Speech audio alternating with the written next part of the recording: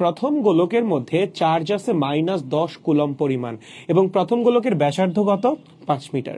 Similarly দ্বিতীয় যে গোলকটা আছে তার মধ্যে চার্জ আছে কতখানি +20 কুলম্ব পরিমাণ এবং দ্বিতীয় গোলকের ব্যাসার্ধ কত 8 মিটার। তোমাকে বলছে কেন্দ্র থেকে তিনটা বিন্দু দেওয়া আছে এরকম, একটা বিন্দু এখানে এ বিন্দু, একটা বিন্দু এখানে বি বিন্দু, আর একটা বিন্দু এখানে সি বিন্দু। এইটা আছে 10 মিটার দূরে, এইটা আছে ধরো কত, এটা আছে 7 মিটার দূরে, কত 7 মিটার দূরে, আর এইটা আছে ধরো 3 মিটার দূরে। ঠিক আছে, এই এ বি সি এই তিনটা বিন্দুতে তোমাকে কি বলছে, তড়িৎ বিভব নির্ণয় করো। ঠিক আছে, আবারও বলতেছি, তিনটা বিন্দু দিয়ে দিছে, একটা বিন্দু হলো কেন্দ্র থেকে 3 মিটার দূরে এ পয়েন্ট, আর একটা বিন্দু কেন্দ্র থেকে 7 মিটার দূরে বি পয়েন্ট, এবং আর একটা বিন্দু কেন্দ্র থেকে 10 মিটার দূরে, সেটা কি সি পয়েন্ট। তোমাকে বলছে এই তিনটা বিন্দুতে তড়িৎ বিভব নির্ণয় করো। এখন একটু বিভবের ফর্মুলা আমাদের মাথায় রাখা লাগবে। বিভবের ফর্মুলা কি ছিল গোলকের ক্ষেত্রে বলো? গোলকের পৃষ্ঠে বিভব ছিল 1/4 pi epsilon naught into q by r. এটা কি ছিল বলতো? গোলকের পৃষ্ঠে বিভব। ঠিক আছে, এটা কোথায় ছিল? পৃষ্ঠে। এটা ছিল পৃষ্ঠে। ওকে, গোলকের ভিতরে বিভব কত ছিল? মনে আছে বিভবের ক্ষেত্রে কি ছিল বলো? পৃষ্ঠে বিভব যা, ভিতরেও বিভব তাই, কারণ ভিতরে প্রবেশ করার পর ওই চার্জের উপর কিন্তু আর এক্সট্রা করে কোনো কাজ করা লাগতো না, কারণ ভিতরে কোনো ইলেকট্রিক ফিল্ডই নাই। এর জন্য গোলকের পৃষ্ঠের বিভব আর অভ্যন্তরের বিভব কি হইতো? সেম হইতো। এটা আমরা লাস্ট ক্লাসেই পড়ছি। ঠিক আছে, তাহলে গোলকের অভ্যন্তরের বিভব কত? Same, 1/4 pi epsilon naught multiplied by q by r. এটা কোথায়?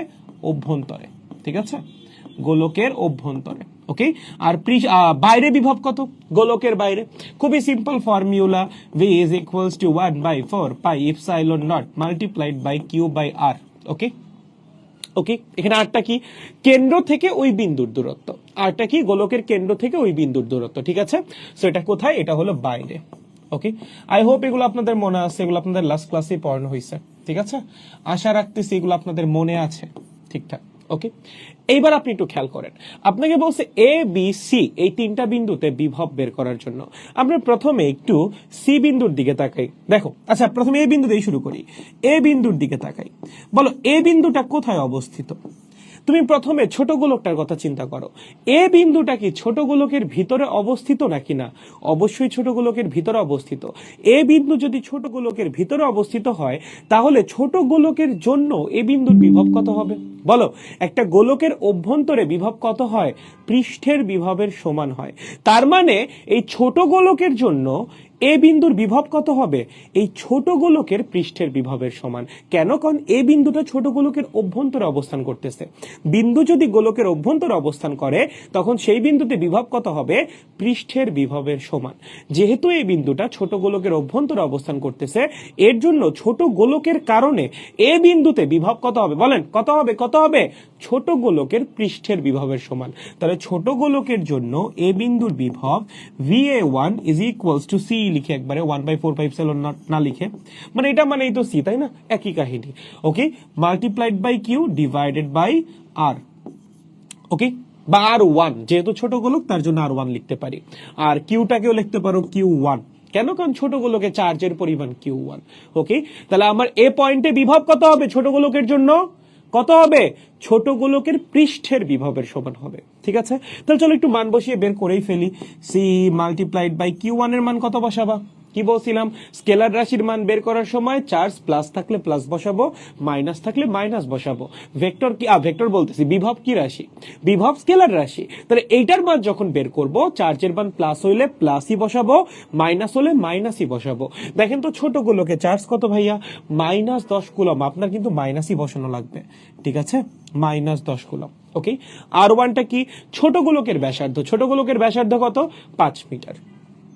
ঠিক আছে, তাহলে এটা কি বের হইলো? ছোট গোলকের জন্য এ বিন্দুর বিভব। ওকে, এবার আসেন বড় গোলকের জন্য এই বিন্দুর বিভব। দেখেন তো এই বিন্দুটা কি বড় গোলকের ভিতরে অবস্থিত না বাইরে অবস্থিত? বোঝাই যাচ্ছে ভিতরে অবস্থিত। এই বিন্দুটা কি বড় গোলকের ভিতরে অবস্থিত না? ভিতরে অবস্থিত। তাহলে বড় গোলকের জন্য এই বিন্দুর বিভব কত হবে? ভাই গোলকের অভ্যন্তরে বিভব কত হয়? গোলকের পৃষ্ঠের বিভবের সমান। তাহলে যেহেতু এই বিন্দুটা বড় গোলকের অভ্যন্তরে অবস্থিত, তাহলে বড় গোলকের জন্য এই বিন্দুর বিভব কত হবে? বড় গোলকের পৃষ্ঠের বিভবের সমান। That means VA2 হবে ভাইয়া C multiplied by Q2 divided by R2. That means C multiplied by Q2 টা কত? Q2 টা কি? বড় গোলকের চার্জ, সেটা কত? 20 কুলম্ব। ঠিক আছে, R2 কি? R2 হলো বড় গোলকের ব্যাসার্ধ, সেটা কত? 8।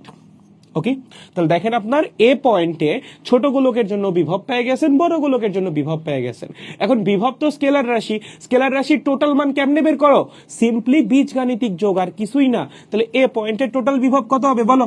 এ পয়েন্টের টোটাল বিভব হবে VA1 প্লাস VA2। ঠিক আছে, কত হবে? VA1 প্লাস VA2, দুটো যোগ করে দিলেই হয়ে যাবে। ঠিক আছে, একদম ইজি। এটা গেল কার জন্য? এ বিন্দুর জন্য। এবার সিমিলারলি আমাদের বি বিন্দু আর সি বিন্দুর জন্য সলভ করতে হবে। ওকে, চলেন তাহলে একটু বি বিন্দুর জন্য শুরু করি ভাইয়া। কার জন্য? বি বিন্দু। বি বিন্দু। ওকে, তাহলে আমরা কি কি দেখবো? একবার দেখবো যে ছোট গোলকের জন্য বি বিন্দুর বিভব কত, আর একবার দেখবো বড় গোলকের জন্য বি বিন্দুর বিভব কত। ঠিক আছে, তাহলে প্রথমে ছোট গোলকের জন্য আসি, VB1।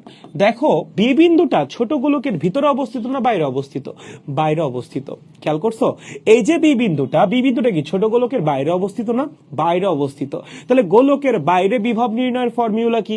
এই যে লেখাই আছে, জাস্ট এই ফর্মুলাটা লিখে দিবা, আর কিচ্ছু না। যেহেতু বি বিন্দুটা ছোট গোলকের বাইরে অবস্থিত, তাহলে বি বিন্দুতে ছোট গোলকের জন্য বিভব কত হবে? C multiplied by Q1 divided by R। ঠিক আছে, কি হবে? C multiplied by Q1 divided by R। আরটা কি? কেন্দ্র থেকে ওই বিন্দুর দূরত্ব। ঠিক আছে, দেখেন তো কেন্দ্র থেকে ওই বিন্দুর দূরত্ব কত? 7 মিটার। এবং Q1 এর মান কত? -10। সো মানগুলা বসাই দেন, আর তো কিছুই না। চলেন, C multiplied by -10 divided by 7। Okay, একদম ইজি। এটা কি বের হইলো? ছোট গোলকের জন্য বি বিন্দুর বিভব। সিমিলারলি বড় গোলকের জন্য বি বিন্দুতে একটা বিভব থাকবে, রাইট? সেই বড় গোলকের জন্য বি বিন্দুর বিভব কত হবে? ভালো মতো খেয়াল করেন, বি বিন্দুটা কি বড় গোলকের ভিতরে অবস্থিত না বাইরে অবস্থিত? বড় গোলক কোনটা? এইটা। বি বিন্দু কি বড় গোলকের ভিতরে অবস্থিত না? এই যে বি বিন্দু, এটা কি বড় গোলকের বাইরে? না, এটা তো বড় গোলকের ভিতরে। তাহলে গোলকের অভ্যন্তরে বিভব কত হয়? পৃষ্ঠের বিভবের সমান। তাহলে যেহেতু বি বিন্দুটা বড় গোলকের অভ্যন্তরে অবস্থান করতেছে, তাহলে বড় গোলকের জন্য বি বিন্দুর বিভব কত হবে? বড় গোলকের পৃষ্ঠের বিভবের সমান। ঠিক আছে, খুবই ইজি। তাহলে বলেন তো বি বিন্দুতে বিভব কত হবে বড় গোলকের জন্য? বড় গোলকের পৃষ্ঠের বিভবের সমান C multiplied by Q2 divided by R2। C multiplied by Q2 কত? 20 কুলম্ব। R2 কত? 8 মিটার। ঠিক আছে, তাহলে এটা কি বের হইলো? ছোট গোলকের জন্য বি বিন্দুর বিভব, বড় গোলকের জন্য বি বিন্দুর বিভব। তাহলে বি বিন্দুর টোটাল বিভব কত হবে? সিম্পলি দুইটা যোগ। ঠিক আছে, সিম্পলি দুইটা যোগ। ওকে, দুটা যোগ করলেই কি হবে?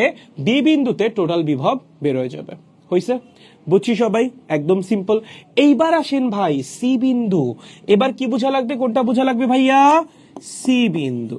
ঠিক আছে, সি বিন্দুতেও একই কাহিনী, ছোট গোলকের জন্য একটা বিভব, বড় গোলকের জন্য একটা বিভব। ঠিক আছে, তাহলে বলেন তো সি বিন্দুতে ছোট গোলকের জন্য বিভব কত হবে? এখন আসলে খুবই ইজি, এখন এমনিই পারবা। দেখো সি বিন্দু ছোট গোলকেরও বাইরে অবস্থিত, বড় গোলকেরও বাইরে অবস্থিত। তাহলে দুই ক্ষেত্রে কোন ফর্মুলা ইউজ করতে হবে বলো? গোলকের বাইরে বিভব নির্ণয়ের ফর্মুলা।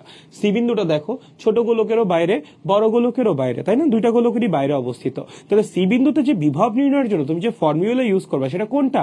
গোলকের বাইরে বিভব নির্ণয়ের ফর্মুলা। দ্যাট মিন্স এই যে 3 নাম্বারটা। ঠিক আছে, তাহলে চলেন ছোট গোলকের জন্য বিভব কত হবে সি বিন্দুতে? C multiplied by Q1 divided by R।